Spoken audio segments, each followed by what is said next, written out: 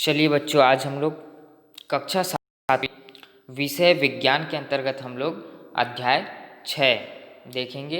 अध्याय 6 में है सजीव जगत में संगठन। तो सजीव जगत में संगठन के बारे में हमने क्रियाकलाप 1 तक पढ़ चुके हैं और आज हम लोग क्रियाकलाप 2 देखेंगे। तो क्रियाकलाप 2 में हम लोग क्या देखेंगे कि इसमें आवश्यक सामग्री के रूप में तो सूक्ष्मदर्शी लेंगे ही, और स्लाइड लेंगे, कवर लेंगे, कवर स्लिप होती है वो, पानी, सेफ्रेनिन और लाल स्याही। तो हम लोग क्या करेंगे, कुला करके अपने मुंह को अच्छी तरह से साफ कर लेंगे। ठीक है, अपने मुंह को पानी से क्या कर लेंगे, अच्छी तरह से साफ कर लेंगे। और आइसक्रीम के चम्मच या माचिस की तीली के सिर जिस पर मसाला ना लगा हो, ठीक है, जिस पर क्या हो, माचिस की तीली लेंगे जिसके ऊपर में मसाला लगी नहीं होनी चाहिए। ठीक है, और उसको हम लोग क्या करेंगे, अपने गाल के अंदर के सिरे को धीरे से खुरच कर थोड़ी क्या करेंगे, अपने जो गाल है उसके अंदर वाली जो सतह होती है जहाँ पर दांत होती है ना, वहाँ पर थोड़ी सी खुरच लेंगे, है ना। खुरच करके क्या करेंगे, इस जो खुरचन को हमने स्लाइड लिया है, स्लाइड मतलब एक कांच की जो पतली सी स्लाइड होती है, उसमें क्या करेंगे, 1 से 2 बूंद पानी रख करके उसमें क्या करेंगे, सेफ्रेनिन। सेफ्रेनिन क्या करता है, कलर शो करता है, और उसे लाल स्याही मिलाएंगे। और उस जो स्लाइड में हम लोग जो गाल से निकाले हुए जो सेल है उसको रखेंगे और उसमें सेफ्रेनिन डालेंगे और लाल स्याही डालेंगे। उसके बाद देखेंगे, फिर से सूक्ष्मदर्शी में उसको लगा करके देखेंगे कि उस स्लाइड में हमें क्या दिखाई दे रहा है। तो आप चित्र में देखो, यहाँ पर गाल की झिल्ली की उत्तक दिखाई दे रही, चित्र में देख सकते हैं, ये चित्र है। इसमें गाल की जो हम लोग निकाले हुए सेल हैं वो किस प्रकार से एक एक सेल मिल करके बने होते हैं वो स्पष्ट रूप से यहाँ पर दिखाई देगी। तो आपको गाल की झिल्ली के ऊपर दिखाई देने वाली छोटी छोटी कोशिकाएं से मिलकर के बनी होती, तो हमें पता चल जाएगा कि हमारी जो कोशिकाएं हैं वो जो है छोटी छोटी कोशिकाओं से मिलकर के जो है बनी होती है। और कोशिकाओं का एक ऐसा समूह जिनकी रचना एक जैसी हो और मिलकर एक समान कार्य करती है, मतलब कोशिकाओं का एक समूह है। यहाँ पर देख सकते हैं, ये क्या है, कोशिकाओं का समूह है जो क्या करती हैं, एक जैसे वर्क करती है, कार्य करती हैं। कौन कौन सी कोशिका है, उत्तक है, अंग तंत्र और शरीर। तो अब हम बात करते हैं संगठन का निम्न स्तर। ठीक है, संगठन का निम्न स्तर कहने का तात्पर्य यह है कि इसमें जो सेल है हमें दिखाई नहीं देती, लेकिन वो क्या है, एक संगठन में रहते हैं, मतलब 1 2 3 ऐसे ग्रुप में बहुत सारे अनगिनत सेल उसमें प्रेजेंट रहते हैं, लेकिन हमें दिखाई नहीं देता है। तो क्या होती है, उनकी स्तर निम्न स्तर रहती है। जब हम उनको माइक्रोस्कोप में या सूक्ष्मदर्शी के द्वारा देखते हैं तो हमें पता चलता है कि वो जो छोटी छोटी सेल है वो क्या है, 40,000 से 50,000 कोशिकाओं का जो है समूह होता है। तो जंतुओं और पौधों के सभी अंग उत्तकों से और उत्तक कोशिकाओं से मिलकर के बने होते हैं। और यह आवश्यक नहीं कि वो छोटे जीव ही कोशिकाएं और छोटी हो, ये आवश्यक नहीं है कि जो छोटे जीव हैं उनकी कोशिकाएं भी छोटी हो, लेकिन बड़े जीव की कोशिकाएं बड़ी हो, ये आवश्यक नहीं है। प्रायः बड़े जीवों की कोशिकाओं का आकार छोटे जीवों के समान होते हैं, किंतु कोशिकाओं की संख्या अधिक होती है। यहाँ पर देख सकते हैं के शरीर में कुल कुछ कोशिकाएं इतनी छोटी होती है कि वो 40,000 से 50,000 कोशिकाओं का समूह एक आलपीन के सिर के बराबर होती है। आप आलपीन के सिर को देखोगे तो दिखाई देगी कितनी छोटी होती है, निम्न स्तर होती है, लेकिन उसमें जो सेल रहती है वो 40,000 से 50,000 कोशिकाओं का समूह मिलकर के बना होता है।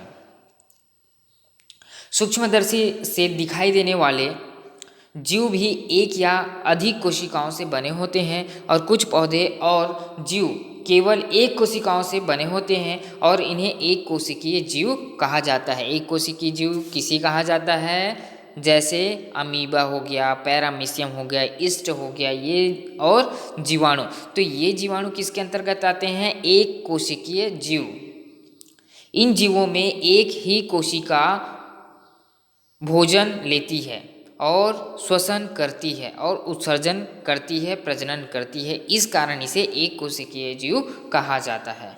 अधिकांश जीवधारियों के शरीर में अनेक कोशिकाओं से मिलकर के बने होते हैं और उन्हें बहुकोशिकीय जीव कहा जाता है। क्यों कहा जाता है बहुकोशिकीय जीव? क्योंकि उनके जो शरीर हैं, उनकी शरीर के जो बना हुआ जो कोशिकाएं हैं, शरीर से जो बनी हुई कोशिकाएं हैं वो क्या है? अनगिनत है ना। अनेक कोशिकाओं से बने होने के कारण बहुकोशिकीय जीव कहा जाता है। और इन जीवों के शरीर में अलग अलग अंगों में पाए जाने वाली कोशिकाओं के कार्यों में बहुत सारे अंतर देखने को मिलते हैं। जैसे फेफड़ों की कोशिकाएं श्वसन का कार्य, पाचन तंत्र कोशिकाएं भोजन को पचाना इत्यादि। अलग अलग कार्य करने वाली कोशिकाओं की आकृति अलग अलग होती है। तो इस प्रकार एक ही कार्य करने वाली कोशिकाओं की आकृति और आकार एक समान होते हैं।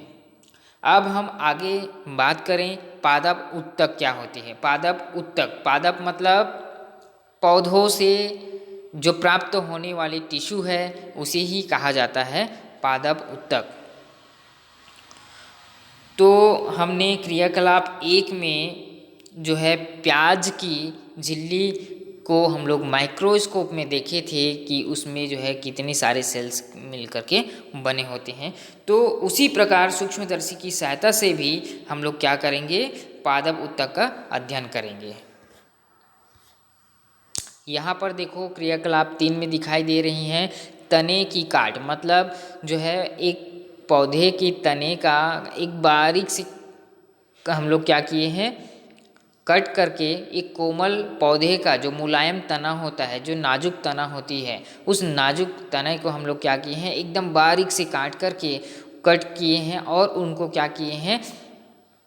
काट कर स्लाइड में रखे हैं। स्लाइड मतलब एक छोटी सी कांच की स्लाइड बनी होती है, उसमें रखें और उसमें क्या डालते हैं? सैफ्रनिन। सैफ्रनिन ये होता है कि उसको, यानी कि हम लोग क्या देख रहे हैं यहाँ पर पादप की जो संरचना है उसमें हम लोग कोमल तने लिए हुए हैं और वो तने को हम लोग क्या किए हैं? रेज़र से हम लोग कट किए हैं। और कट करने के बाद जो सैफ्रनिन डालें, सैफ्रनिन का वर्क ये होता है कि उसमें जितने सारे भाग जो पाए जाते हैं उसको हम लोग को माइक्रोस्कोप में अच्छे से दिखाई देते हैं, मतलब कलरफुल होती है ना। तो कलर के माध्यम से हम लोग देखेंगे। तो यहाँ पर देखो क्या क्या पाई जाती है तने में? मज्जा दिखाई दे रही है, जाइलम उत्तक दिखाई दे रही है, फ्लोएम दिखाई दे रही है, भरण उत्तक और त्वची उत्तक। चित्र में आप सभी देख सकते हैं ना, ये देखो चित्र में दिखाई दे रही हैं। अब देखो इसमें हम लोग क्या किए हैं? कोमल पौधे का मुलायम तना लिए हैं और मुलायम तने को क्या किए हैं? रेजर के माध्यम से बारीक से कट किए हुए हैं।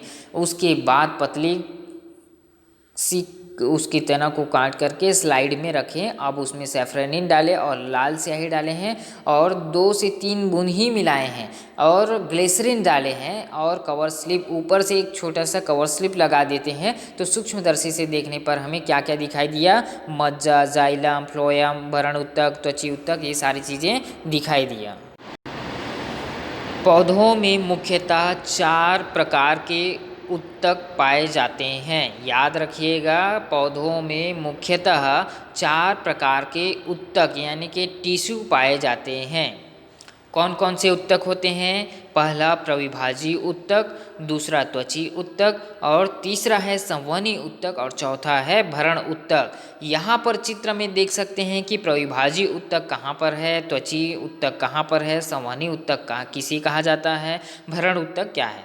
तो एक एक करके देखते हैं। प्रविभाजी उत्तक किसे कहते हैं? पौधों में यह जो है तने, ये जो है तने जड़ और अग्रभाग के छोर पर पाए जाते हैं, जिसके कारण क्या होती है?